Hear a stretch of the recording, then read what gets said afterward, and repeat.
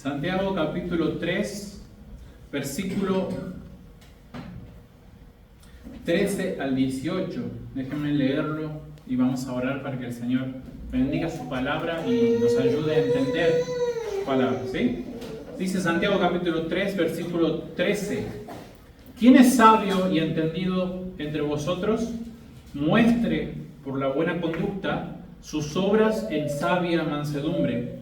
Pero si tenéis celos amargos y contención en vuestro corazón, no os jactéis ni mintáis contra la verdad. Porque esta sabiduría no es la que desciende de lo alto, sino es que es terrenal, animal y diabólica. Porque donde hay celos y contención, allí hay perturbación y toda obra perversa. Pero la sabiduría que es de lo alto es primeramente pura, después pacífica, amable, benigna, llena de misericordia y de buenos frutos, sin incertidumbres ni hipocresía. Y el fruto de justicia se siembra en paz para aquellos que hacen la paz. ¿Oramos? Padre Santo del cielo, Señor, te pido tu ayuda, tu asistencia, a mí que estoy por predicar tu palabra, pero también a mis hermanos que necesitan escucharla, y todos necesitamos hacer lo que nos corresponde con reverencia y con humildad y con un corazón abierto, para que tu palabra, Señor, reine en nuestros corazones, en nuestras vidas, en nuestras iglesias. Pedimos tu ayuda, pedimos tu guía, pedimos de tu Espíritu, pedimos por claridad en el nombre de Jesús.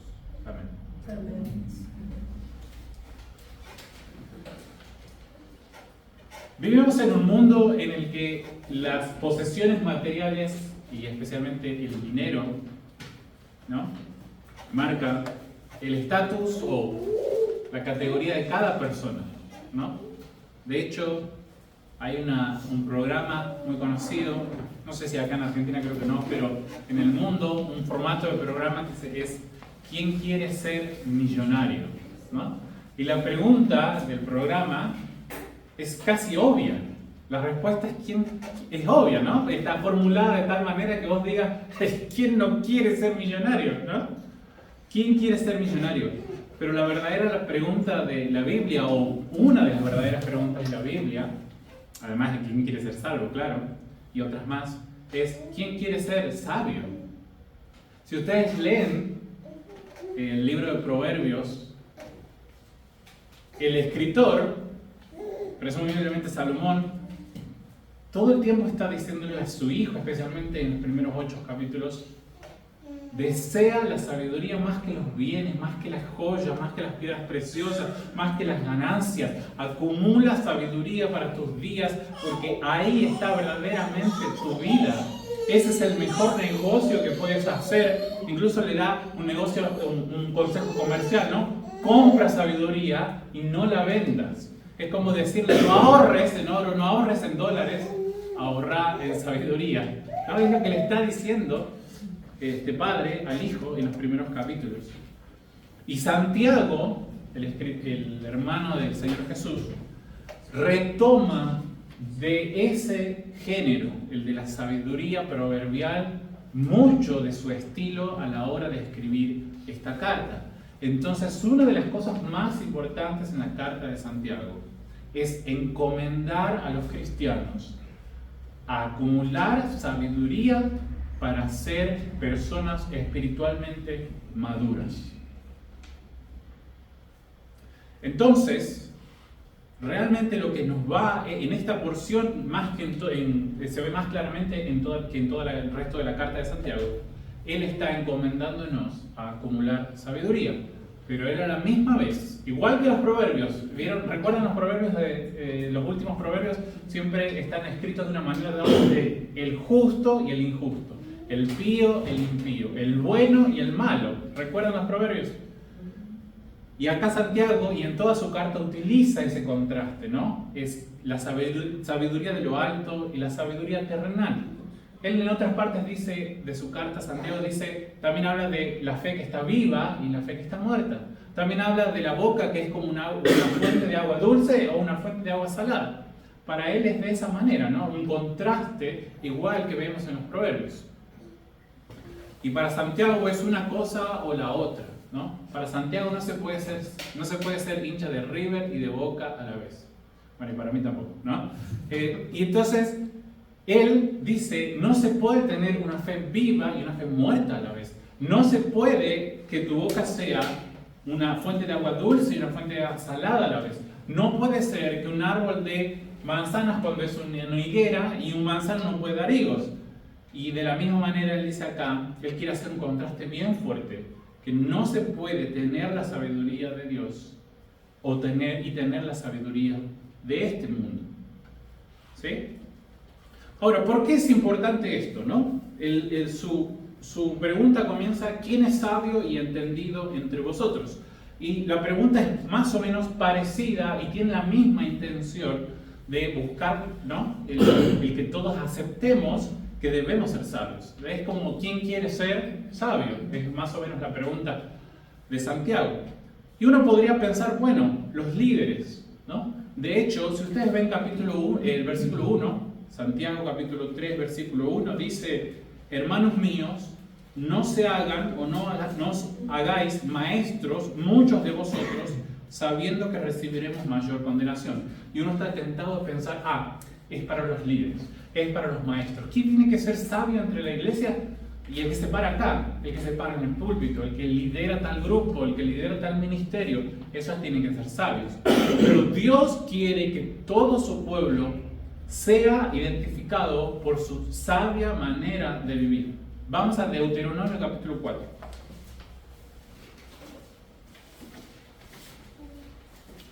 Deuteronomio capítulo 4.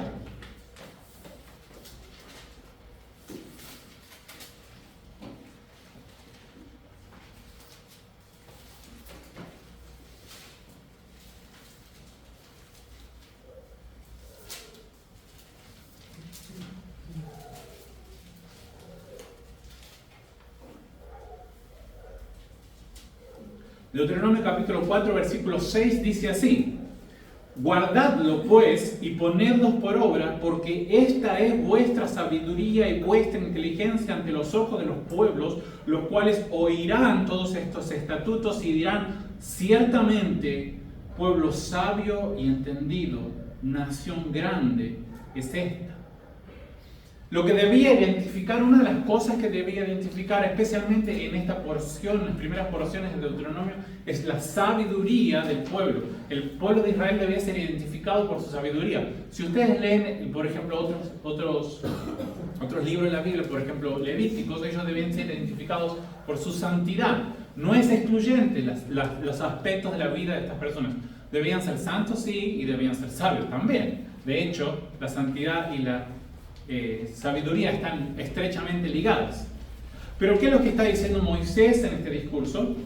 Que ellos deben ser reconocidos por su manera de vivir acorde a los estatutos y a los decretos y a los mandamientos de Dios, de tal modo que el pueblo, los pueblos alrededor puedan mirarlos y decir: qué gente sabia, ¿no? Y uno se le infla el pecho de: me van a mirar y me van a decir: qué sabio este tipo, qué sabia esta mujer, ¿no? Pero si leemos el contexto, Deuteronomio capítulo 4,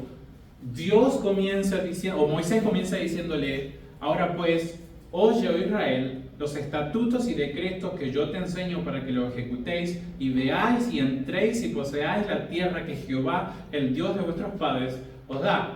No añadiréis a la palabra que yo os mando, ni disminuiréis de ella, para que guarden los mandamientos de Jehová vuestro Dios que yo os ordeno.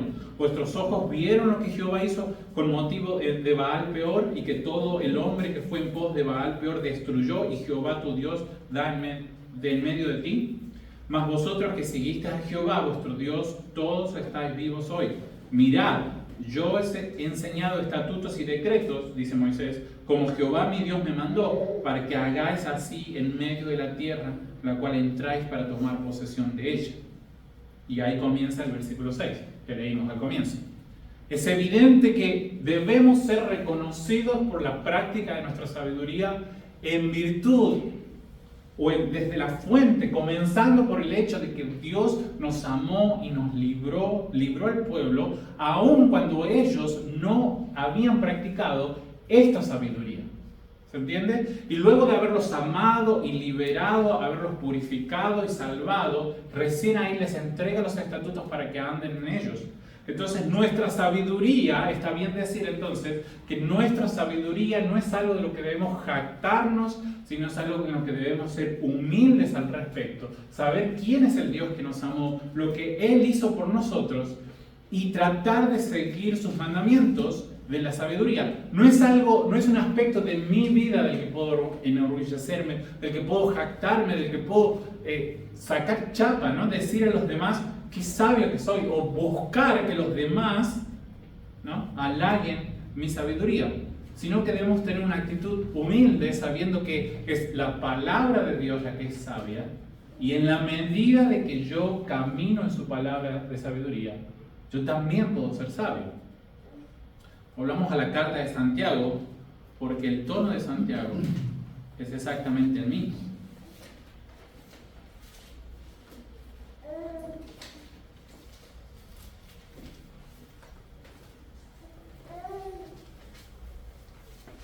Santiago 1, 19.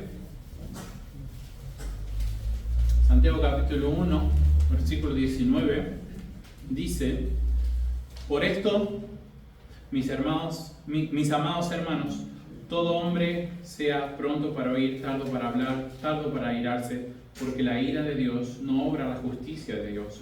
Por lo cual, desechando toda inmundicia, abundancia de malicia, recibid con mansedumbre la palabra implantada, la cual puede salvar vuestras almas.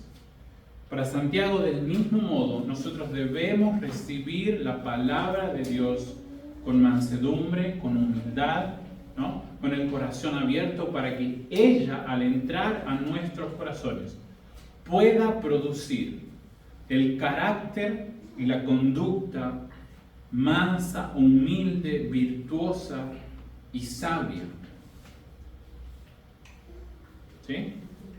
Dice el capítulo 1, versículo 5, que si alguno tiene falta de sabiduría, se la pida a Dios, el cual da abundantemente y sin reproche. Entonces, para sus hijos, para los que se acercan con mansedumbre, para los que se acercan en humildad, para los que reconocen que no es de ellos la sabiduría, sino que les viene dada por gracia y por amor de Dios, para ellos está dispuesta la sabiduría, está disponible de forma abundante.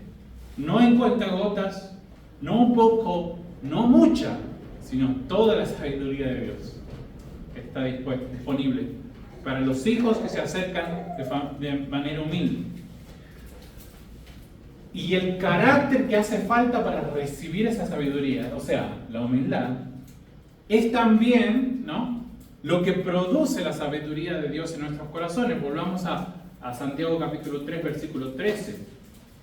Aquel que realmente es sabio, ¿no?, aquel que realmente pide a Dios con fe para que le dé sabiduría, aquel que con humildad recibe la palabra y deja que esa semilla crezca en sus corazones, debe demostrar, ¿no?, debe demostrar que él confía en su Dios y que ha recibido la palabra, la semilla de la palabra de Dios. Debe demostrar esa realidad espiritual en su buena conducta, ¿no?, por la buena conducta de sus obras en sabia mansedumbre. La sabiduría de Dios produce una conducta de mansedumbre. Uno pudiese decir que la sabiduría, ¿no?, uno está tentado a pensar, si uno es sabio, ¿no?, tiene aires de grandeza, tiene cierto prestigio, ¿no? Él pisa y se abre, la calle se le abre delante de él, ¿no? Estamos acostumbrados a ver que entre los seres humanos, entre este mundo, entre nuestra cultura, el poder, la sabiduría, el conocimiento se comporta de esa manera, ¿no? Pero según la Biblia, según Dios, según Santiago, lo que nos está diciendo acá, la sabiduría de una persona se demuestra en su sabia mansedumbre. Y él acá comienza a decir que, contrario a eso, los celos y las contenciones demuestran que no estamos realmente recibiendo ni practicando esta sabiduría de Dios. Él dice en el versículo 14 que si tenéis celos amargos y contención en vuestros corazones, en vuestro corazón, no os jactéis ni mintáis contra la verdad. Quiero comenzar diciendo en este versículo sobre los errores que hace una persona que se comporta de forma celosa, contenciosa y ambiciosa, ¿no? La expresión de contención significa la ambición personal, ¿no? La persona que se comporta de esa manera está cometiendo dos errores, que es la jactancia y la otra, la mentira contra la verdad. La jactancia es una actitud arrogante que no coincide con el Evangelio ni con lo que Dios ha hecho por el corazón de un hijo, de sus hijos, ¿no? Entonces la jactancia no tiene nada que ver con lo que Dios ha hecho en el corazón de sus hijos. Porque la jactancia produce todo aquello que Dios no desea: divisiones, peleas, discusiones, rivalidades, favoritismo, juicio injusto, que son todas cosas que en la carta de Santiago viene nombrando en los primeros 3 capítulos, ¿no? El favoritismo, las rivalidades, la parcialidad, el juicio injusto. La jactancia produce todo eso. ¿Y por qué Santiago dice no mientan contra la verdad? Primero dice no tengan esa jactancia, ¿no? No se jacten de decir que ustedes son sabios cuando su conducta demuestra que no lo son, ¿no? ¿Cuál es la razón de enorgullecerse e inflar el pecho, ¿no? Con la actitud prepotente que ustedes pueden tener? Les dice Santiago. Eso no tiene nada que ver con la sabiduría de Dios. Y por lo tanto están mintiendo contra la verdad. Eso significa que si decimos que la palabra de Dios vino a nuestros corazones y fue implantada en nuestros corazones, ¿no? Eso debe demostrarse en la conducta. Pero, y esto es un poco fuerte, pero si demostramos una actitud de celo, de contienda y de ambición personal, ponemos un signo de interrogación sobre nuestra salvación. Ponemos en tela de juicio, abrimos la oportunidad a que haya, ¿no?, dudas, de decir, ¿realmente recibí yo la palabra implantada con humildad en mi corazón para que eche, ¿no?, raíces de esa semilla y de sus frutos? Y no estoy diciendo que debemos salir a evaluar, ¿no?, en una actitud inquisitoria en todo el lugar, sino que debemos reflexionar, y esa es la intención de Santiago. ¿Quieres ser sabio? ¿Quién quiere ser sabio entre nosotros? Reflexione cuáles son mis actitudes y ponga en evaluación a la luz de la palabra. Si la palabra de Dios es una semilla que viene y produce frutos en buena conducta, en sabia mansedumbre, debo preguntarme, ¿estoy siguiendo esta palabra? Porque es evidente que los celos y la contienda no pueden surgir de una semilla tan santa como la Biblia. ¿Es verdad? Lo que dice Santiago en los versículos anteriores es que un árbol como una higuera no puede producir aceitunas, ¿no? Y un olivo no puede producir higos. Y él está diciendo ahora, la palabra implantada en nuestros corazones produce sabia mansedumbre. No puede, porque es una semilla santa, sagrada, divina, no puede producir celos y contiendas. Entonces, si yo veo ese fruto, debo preguntarme cuál es la semilla, ¿sí?, en mi vida, ¿no? Lo cierto es que este par de actitudes, el celo y la contienda, identifican a aquellos que no son hijos de Dios. Eso dice Romanos capítulo 2, versículos 5 al 9, cuando nombra una serie de pecados que las personas hacen, y una de esas es los celos y las contiendas.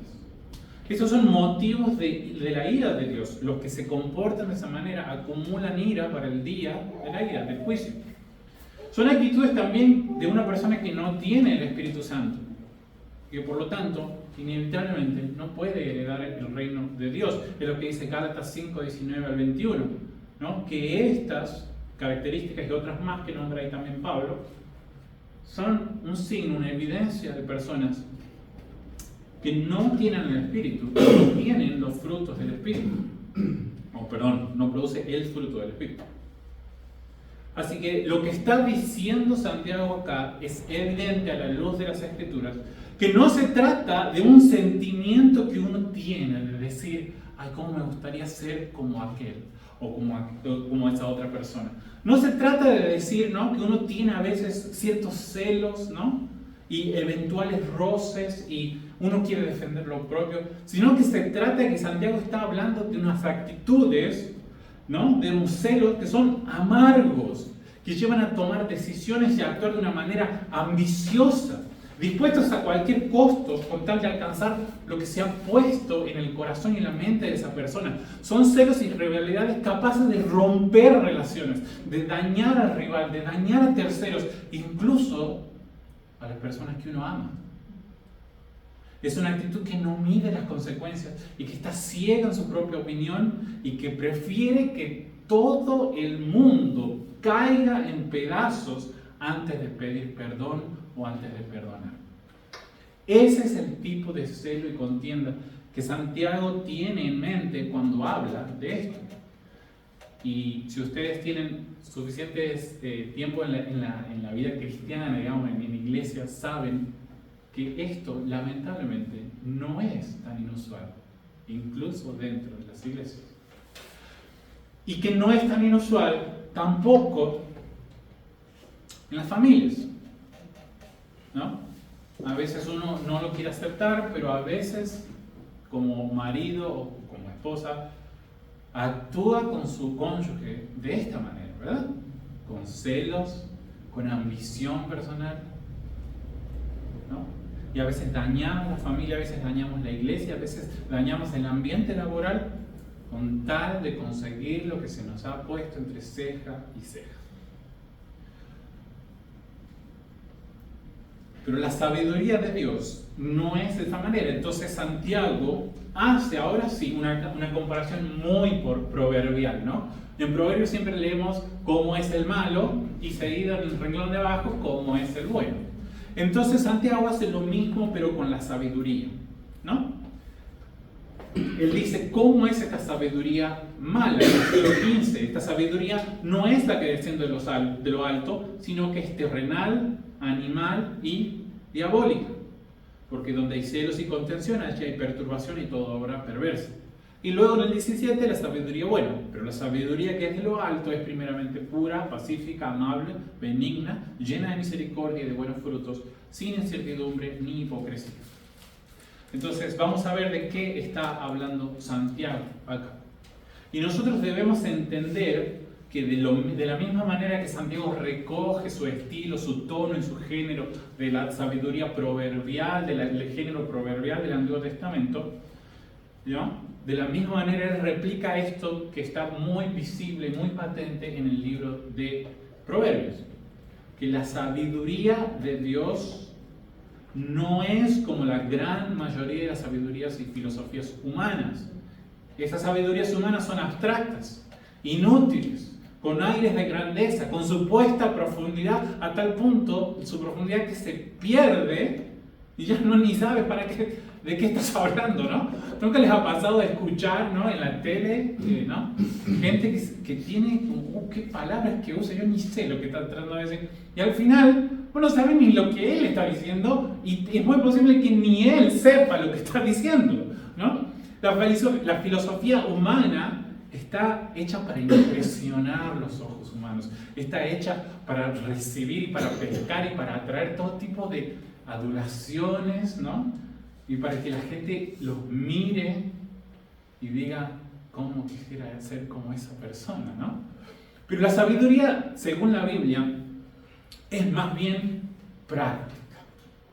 Eso no quiere decir que la sabiduría de Dios no se meta en situaciones o en temas profundos del sentido de la vida y de la salvación. Claro que sí, va hacia ahí, pero también se preocupa mucho para que la sabiduría sea práctica, profunda pero cotidiana, útil, beneficiosa para la vida común y con efectos en esta vida y por toda la eternidad. La sabiduría de Dios se demuestra en la conducta. Es eminentemente práctica. Según la Biblia, es más sabio la persona que logra refrenar su lengua cuando se enoja con su esposo o con su esposa, que aquella persona que tiene 1.000.000 de títulos. en teología o en el seminario o donde sea. Eso no quiere decir que estudiar sea malo, ¿verdad? Pero según la Biblia, es más sabio la persona que se humilla, la persona que se muerde la lengua, la persona que va y pide perdón, la persona que trata de andar en los estatutos de Dios, que lo busca con todas sus fuerzas, que ora para ser santo, para ser íntegro, que la persona que te dispara con una ametralladora versículos bíblicos, ¿verdad? Claro que hay que saber la Biblia, claro que hay que aprenderla, claro que hay que reflexionar, hay que invertir tiempo en su estudio. Es nuestra palabra que nos da vida, es la que nos muestra a Cristo, y en Cristo tenemos la vida. Pero no debemos ser, ¿no?, oidores olvidadizos, sino que debemos ser obedientes y poner en práctica en la medida que sabemos. La vida cristiana se trata de esto, en cierta medida, en entender una verdad y tratar de aplicarla. Ese es un paso. Y luego entiendes otra verdad y vas dando otro paso. Y entiendes otra verdad y la quieres practicar y vas dando otro paso.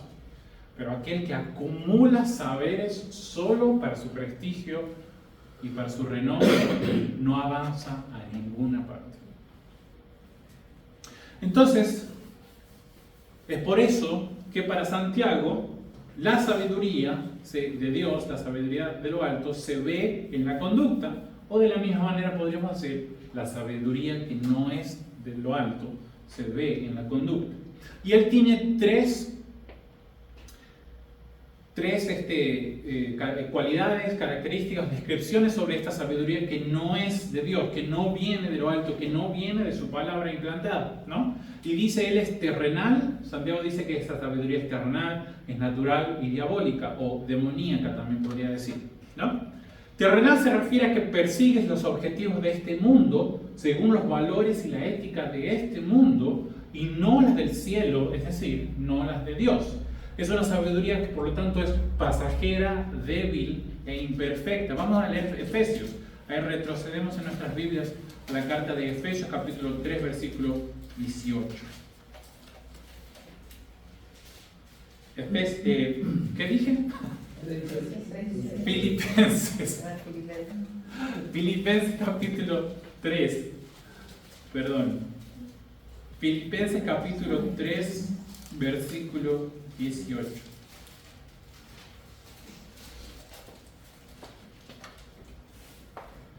Bueno, podríamos leer el 17, ¿no?, que también habla sobre el ejemplo y entra muy bien en lo que estamos diciendo. Dice, Filipenses capítulo 3, versículo 17, dice, hermanos, sed imitadores de mí y mirad a los que así se conducen según el ejemplo que tenéis de nosotros, porque por ahí andan muchos, de los cuales les dije muchas veces, y aún ahora lo digo llorando, que son enemigos de la cruz de Cristo, el fin de los cuales será perdición, cuyo Dios es el vientre y cuya gloria es su vergüenza, y que solo piensan en lo terrenal.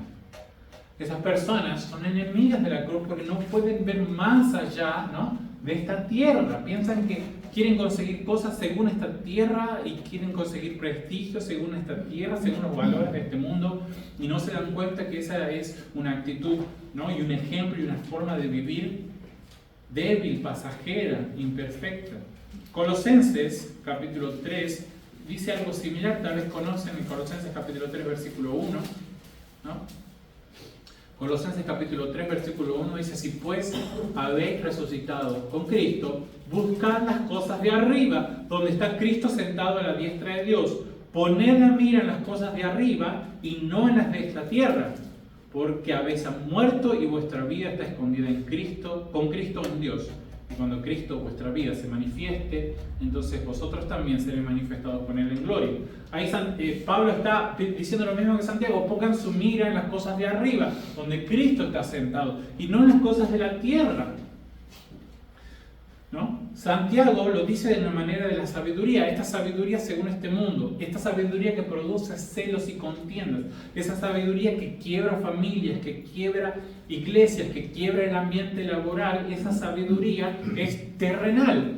Cuando nosotros estamos mirando este mundo, preocupados solo por este mundo, según los valores y la ética de este mundo, inevitablemente estamos cultivando una sabiduría terrenal.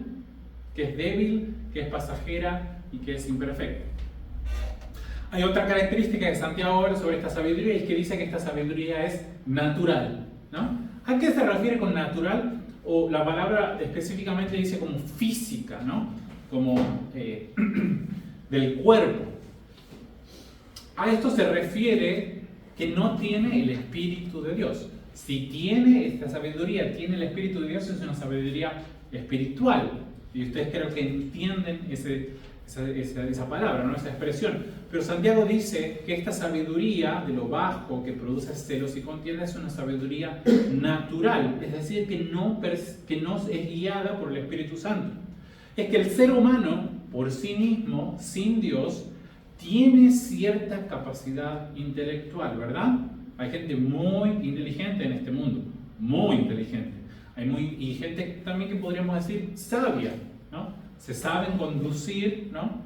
En los negocios, en sus familias, en las relaciones interpersonales.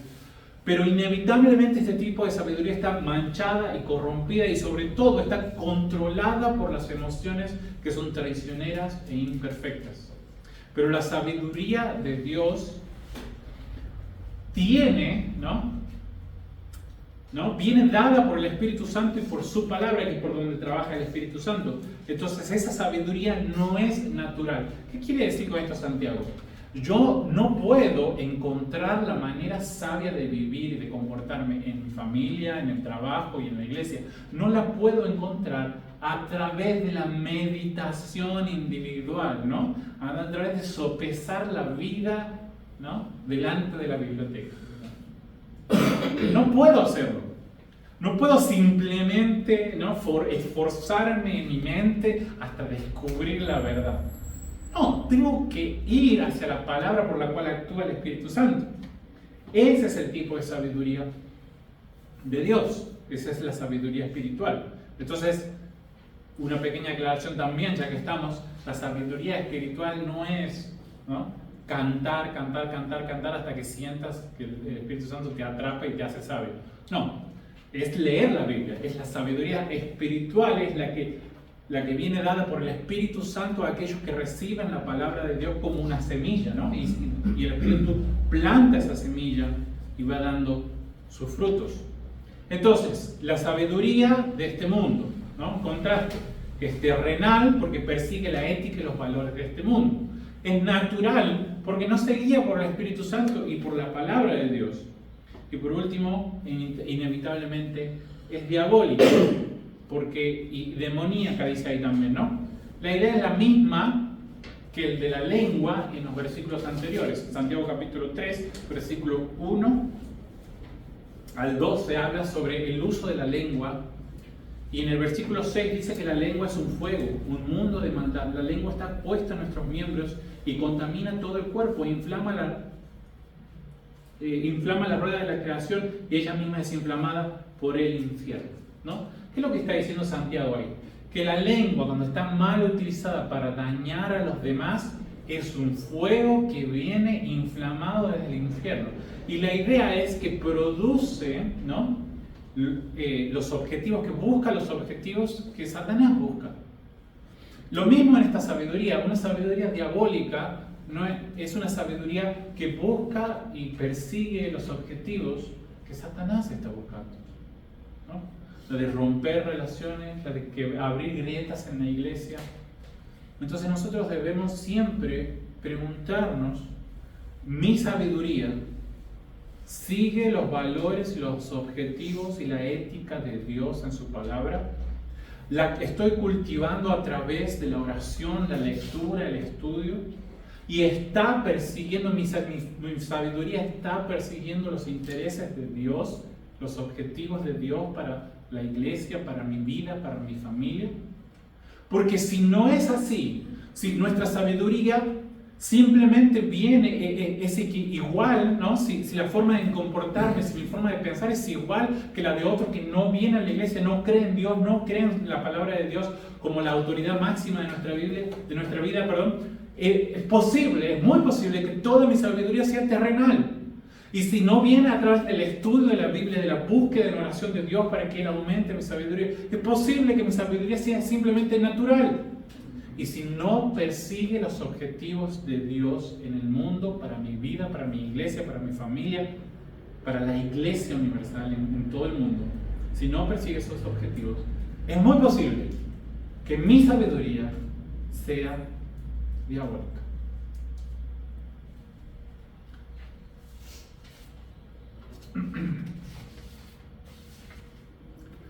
Por el contrario, la sabiduría de Dios, y Santiago no se preocupa en repetir, ¿no?, el contraste de estas palabras. Él simplemente deja que caiga por su propio peso la idea de que la sabiduría de Dios es entonces celestial, no terrenal. Es espiritual, no natural. Y es divina, no diabólica. Entonces, él lo que se interesa ahora es pensar y explicarnos los efectos de esta sabiduría celestial, espiritual y divina, ¿no? Está en el versículo de Santiago capítulo 3, versículo 17. Dice, pero la sabiduría que es de lo alto, y entendemos que es de Dios, pero por si nos queda alguna duda, sepan que Santiago utilizó esta expresión. Santiago capítulo 1, versículo, a ver, lo tengo acá, no voy a andar adivinando, versículo 17. Dice, toda buena dádiva, Santiago 1, 17, dice, toda buena dádiva y todo don perfecto desciende de lo alto, del Padre de las luces, en el cual no hay mudanza y sombra de variación. Cuando Santiago acá vuelve a repetir que esta sabiduría de lo alto, no significa una sabiduría mística, misteriosa, velada, ¿no? Significa una sabiduría que viene de Dios. Ya utilizó esa expresión y la vuelve a utilizar, solo para aclarar. Entonces, esta sabiduría que viene de lo alto es primeramente pura, y esta es la única descripción que Santiago hace de esta sabiduría, el de la pureza. La sabiduría de Dios es pura, es decir, que en la sabiduría de Dios no hay maldad, no hay celos, no hay contención, no hay romper las relaciones, no hay ambición personal. Y luego de declarar esta única cualidad, ¿no?, aunque nuestras Biblias un poco suenan diferentes, pero después de declarar esta única cualidad, la de su pureza, la sabiduría de Dios es pura, es santa, es magnífica, dice cuáles son los 7 efectos de esta sabiduría pura que viene de lo alto. Y es que, dice nuestra versión, dice después pacífica. Y ahí empieza el después, ese abre la puerta a los efectos de esta sabiduría pura. Es pacífica, ¿no? La sabiduría de Dios nos permite caminar en paz, descansar, irnos a dormir con tranquilidad, ¿no? Dulce es el sueño del trabajador, dice la Biblia en Proverbios, ¿no? Descansar sin culpa y comenzar y terminar nuestros días satisfechos, tranquilos, confiados y alegres con la vida que Dios nos da, ¿no? Y esa actitud pacífica nos ayuda inevitablemente o en gran medida nos ayuda, a veces escapa de nuestras manos, pero nos ayuda a evitar roces, peleas y problemas en la iglesia, en la familia, en el trabajo. La sabiduría de Dios tiene un efecto pacificador en sus hijos, que les permite caminar en paz, descansar sin culpas, comenzar y terminar sus días satisfechos con la voluntad de Dios. Pero esta sabiduría pura también produce amabilidad. Y Santiago se refiere a la idea esa de que produce personas con las cuales otros quieren estar, ¿no? Esta sabiduría de Dios produce en nosotros un carácter amable, educado en los términos de Dios, ¿no? No en la educación, la buena educación en la mesa, no se refiere a eso, sino al carácter que uno tiene, la amabilidad que uno tiene, a tal punto que a otros les gusta compartir tiempo con nosotros. Esta sabiduría de Dios también es condescendiente, es decir, que produce en las personas, en los hijos de Dios, un carácter que también, no solamente es amable, sino que también está dispuesta a razonar y a llegar a un acuerdo. Entonces, la sabiduría de Dios, para repasar los 3 primeros, produce personas que tienen un carácter pacífico, tranquilos, satisfechos con su vida, ¿no? Satisfechos con lo que Dios ha hecho por ellos y lo que Dios hace por ellos cada día. Y a la vez eso les permite irradiar un carácter de amabilidad en el cual otras personas, no solamente hermanos, sino gente no creyente, también les gusta compartir con esas personas. ¿Por qué? Porque cuando hay una discusión o una diferencia, estas personas son condescendientes en el sentido de que están dispuestas a razonar, están dispuestas a llegar a un acuerdo, están dispuestas a solucionar una diferencia, están abiertos al diálogo. La cuarta característica dice misericordioso, ¿no? O llena de misericordia, dice la Reina Valera. Y significa estar dispuestos a perdonar sin refregar en la cara a nuestro rival. Vamos de nuevo, vamos repasando, ¿no? Decíamos que esto nos da un carácter amable, ¿no? Que da gusto estar con las personas que tienen la sabiduría de Dios, pero también benigna, que quiere decir condescendiente, que significa una persona dispuesta a razonar, dispuesta al diálogo. Si hay una diferencia, bueno, yo estoy dispuesto a dialogar y a llegar a un acuerdo y a una solución a este problema. Y lo que descubre esta persona con la sabiduría de Dios es que si él tiene razón, si él es la parte que está realmente haciendo las cosas bien en esa diferencia, esa persona es llena de misericordia, es misericordiosa, es decir, está dispuesta a perdonar. ¿Se entiende la progresión de las características? Una persona que está dispuesta a razonar y si tiene razón está dispuesta a perdonar y perdona rápido cuando sabe que tiene razón. Contrario a la sabiduría de este mundo, ¿no? Que cuando hay peleas cada uno defiende su posición y cuando el que sale ganador de la contienda, ¿qué es lo que hace? Va y le corta la cabeza a todo el mundo, ¿no? A todo lo que se oponían a sus opiniones. No, la sabiduría de Dios de lo alto está dispuesta a perdonar, es rápida en perdonar. La sabiduría de Dios, por lo tanto, produce buenos frutos, es evidente. Porque tiene amor, ¿no? Y tiene ciertas actitudes que nombra Pablo en la carta de Gálatas, es el fruto del Espíritu. Son buenos frutos. Extiende su amor, tiene actitudes y una conducta espiritual que imita el carácter de Cristo. La sexta característica es sin incertidumbre, ¿no? Y quiere decir, la idea es como sin doblez, sin dos caras, ¿no? Esta persona es amable, si hay una diferencia quiere llegar a un acuerdo, cuando llega a un acuerdo está dispuesta a perdonar y a olvidar cualquier diferencia y ya está, se arregló, no busquemos y no indaguemos más ahí. Demuestra buenos frutos.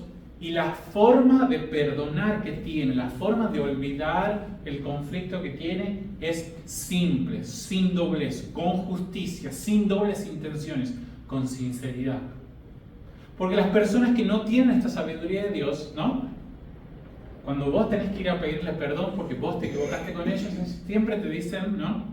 No pasa nada, no pasa nada. Y vos sabés que te la va a cobrar, ¿no? Algún día cuando él necesite un favor, porque vos estás en deuda con esa persona, te la va a cobrar, ¿verdad? La sabiduría de Dios no es así. No tiene doble intenciones. Es sin doblez. Cuando perdona, perdona para siempre. Y perdona de manera sincera. Perdona de manera verdadera. Y por lo tanto, la última característica es sin hipocresía. Y esta es la idea de no tener una máscara, de no aparentar ser algo que no es. Y se refiere a que al final de todo este proceso, ¿no? Las características de esta sabiduría tienen como un orden lógico. Al final de este proceso, la persona sabia según Dios y la que tiene la sabiduría de lo alto, después de haber actuado bien, después de haber perdonado, después de haber solucionado el problema, y aunque tenía razón, esta sabiduría de lo alto, o las personas que siguen esta sabiduría de lo alto, no inflan el pecho y dicen, ¡qué santo que soy! ¿No? No tienen pretensiones ni jactancia. No dicen, ¿viste cómo lo dejé? ¿No? Me porté re bien, seguí lo que la Biblia dice al pie de la letra. Mañana me nombran pastor, ¿no? Esa no es la actitud de la sabiduría de Dios. La sabiduría que viene de lo alto es amable. Y cuando hay un problema está dispuesta a razonar. Y si él tenía razón, está dispuesta a perdonar. Extiende su amor y el perdón de la misma manera que Dios se lo extendió a él. Y lo hace con simpleza, con justicia, de manera sincera, sin dobles intenciones, sin intentar buscar un beneficio a posterior, sino que se conforma con haber solucionado el problema, se conforma con haber llegado a un acuerdo y con salvar a su hermano y con él estar tranquilo, y desea de todo corazón que nunca nadie se entere que él estuvo dispuesto a pagar, ¿no?, el precio del perdón, y prefiere que nadie más sepa que él perdonó aunque tenía razón, y se queda tranquilo en su situación. No necesita que nadie más lo sepa, no necesita que lo halaguen, no necesita que le digan, ¿no?, palabras de adoración. Lo que él está seguro es que Dios lo sabe y eso es suficiente para él. No tiene hipocresía. Entonces ahí hemos visto que la sabiduría de Dios, ¿no?, es pura. Y evidentemente los efectos de la sabiduría de Dios demuestran que sí, lo es pura. Porque es pacífica, es amable, es benigna, es llena de misericordia, llena de buenos frutos, sin incertidumbres ni hipocresía. Hermanos, es posible que el estándar de esta sabiduría sea demasiado alta, ¿no?, demasiado alto para nosotros. Y uno al leer esto, al pensar en esto, al reflexionar en esto,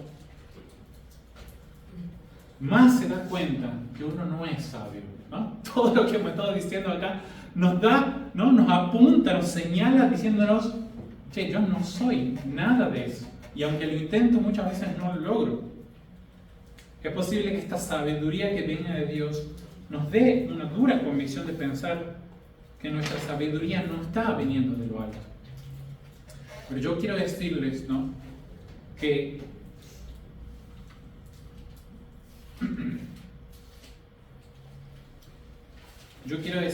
y Santiago también lo dice, que el fruto que produce justicia, ¿no?, el tipo de semilla que produce el fruto de justicia, se siembra en paz para aquellos que hacen la paz. ¿Quieres ser sabio? No te inquietes por saberlo todo hoy.